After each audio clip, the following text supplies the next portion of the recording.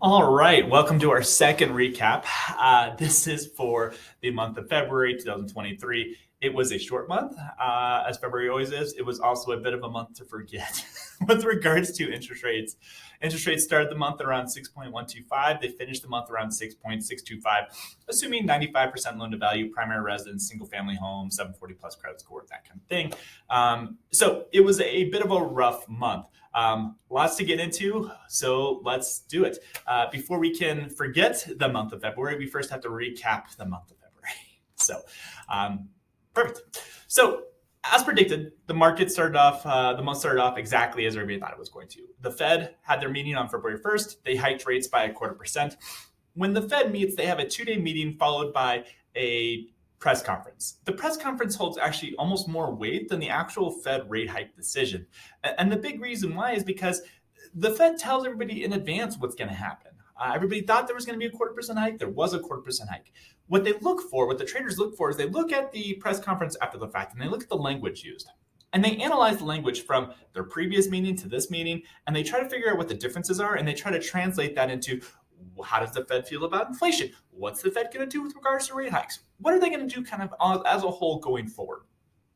Well, what they noticed is that the Fed's tone actually shifted.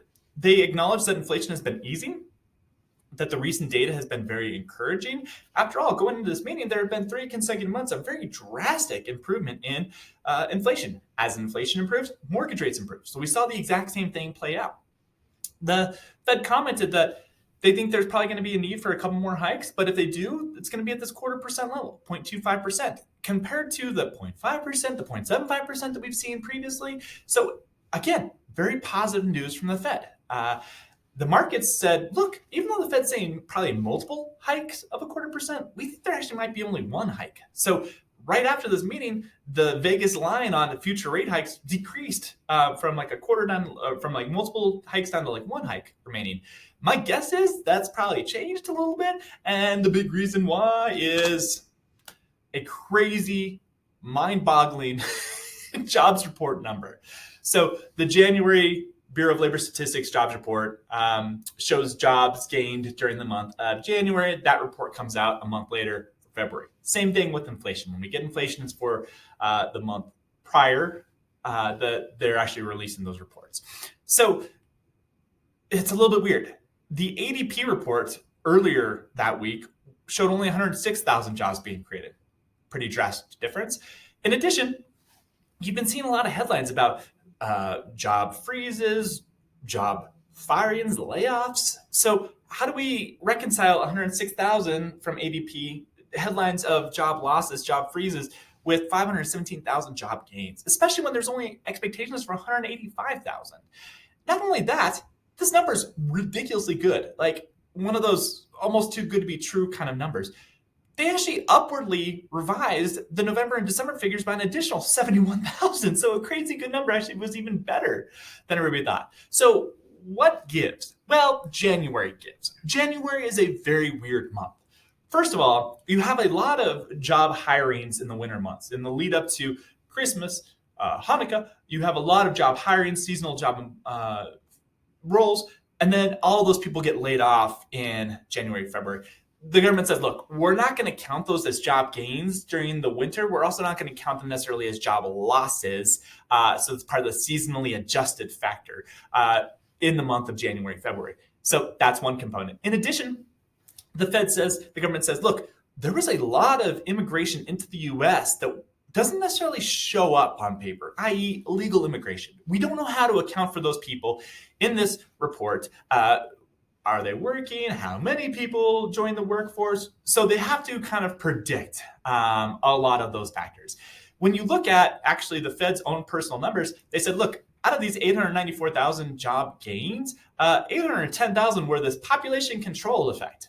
Take that out of the equation, only 84,000 job gains. So by the Fed's own metric, they're acknowledging, yeah, January is a little bit of a weird number.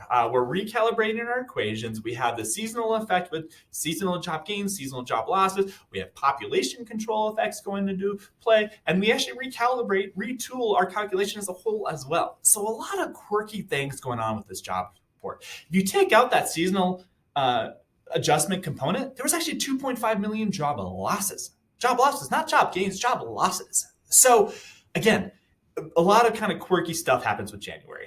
It's the reason why me and a lot of people in my industry kind of look like the groundhog from that movie for the majority of the month. Total and utter shock. And it's just a very weird month when we get into all these numbers. Not only that, finally, when you look at those job gains, 67.8% of them were part-time positions. So first, companies hire part-time employees. Then they start having hiring freezes. Then they have layoffs. It's all kind of part of the cycle. So we're kind of seeing the evolution occur right in front of our very eyes.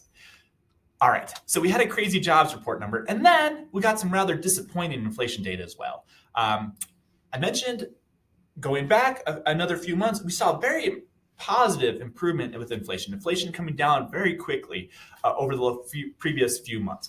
Well, February inflation figures for January were also really kind of disappointing. We saw improvement on a lot of those fronts, but not nearly as much improvement as everybody is hoping. The consumer price index, which is inflation as me and you, us consumers feel it, improved, but it did not improve as much as everybody was hoping it would improve.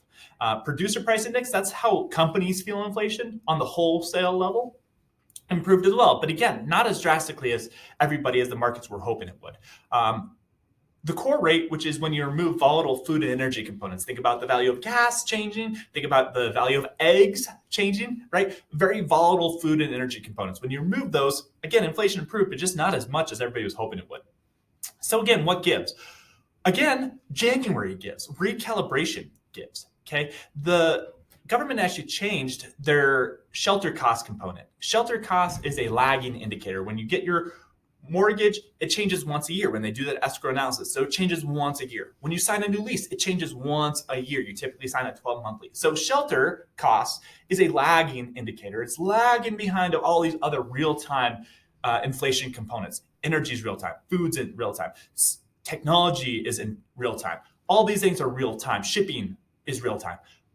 What's not real-time is shelter costs. So those are always lagging behind literally everything else. And when you look at the shelter costs, January was a very mild, very cool shelter cost month. So when we replaced it with an even mild figure, it actually caused inflation to kind of quicken, heat up further because we're replacing a very cool number. Conversely, if we were replacing a really hot number, it would have dragged inflation down.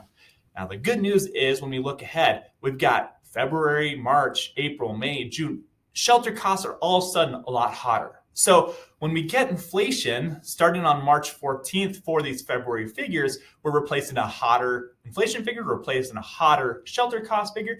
And when the government recalibrated their equation, they increased how much shelter costs make up. They were making up 39% of CPI, Consumer Price Index. Now they're making up 43%. Shelter costs alone were cause for 60% of the increase we saw in inflation on the core CPI number. So it is making up a rather large component. It's even larger than it was before because the government recalibrated everything. So they recalibrated their jobs report numbers, they recalibrated their inflation figures, and it caused everything to look probably worse than it really is.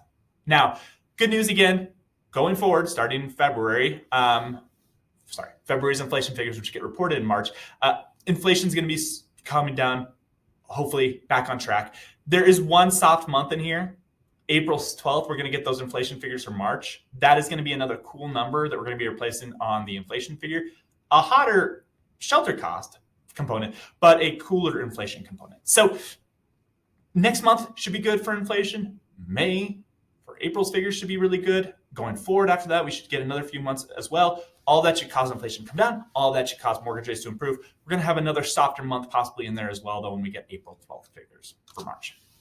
So looking ahead, the hope is, and we're all crossing our fingers, the hope is that the Fed is going to put a lot more weight into the March figures. We're going to get the March jobs report on March 10th. We're going to get the March inflation figures for February on March 14th. And then the following week is when the Fed has their next meeting on March 22nd. So the hope is that the Fed is going to look and say, look, we're going to put a lot more credence in the most recent data, March data, instead of the February data, because February is for January, and January, as we've all seen, is an anomaly. The reason I said I bet the Vegas line has shifted from, hey, one hike to possibly more than one hike is because they're concerned that the Fed is going to put a lot more weight into the January jobs report numbers instead of the February jobs report numbers, which we get on March 10th. So that's the hope. The Fed realizes that in order to cool down inflation, the jobs report also has to be somewhat cool. If there's a lot of job gains, there's going to be a lot of spending. If there's a lot of spending, inflation is increasing. So that's the battle that they're currently dealing with. The hope is, again, the Fed is going to put a lot more weight into those most recent data, the March data, instead of the February data, which was for January. And as I showed, crazy, weird, anomaly kind of numbers. So that's what the hope is. Thank you all so much for tuning in once again. Thank you all so much for the feedback you've been sending our way. It is very much appreciated as we look to kind of tweak our format a little bit. And as always, thank you so much for all the referrals. It is the lifeblood of our business. And it means the absolute world to me and my team. So thank you so much. I will see you on the next one. Bye, guys.